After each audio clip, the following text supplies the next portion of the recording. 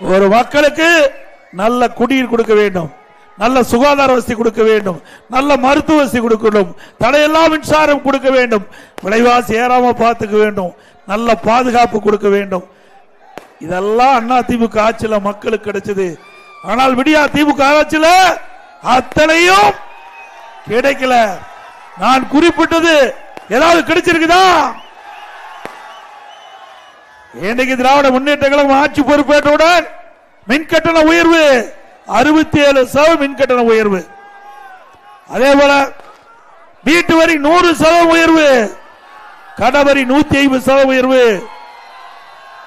குடிநீர் வரி உயர்வு, குப்பைக்கும் வரி போட்ட ஒரே அரசாங்கம் திமுக அரசாங்கம்.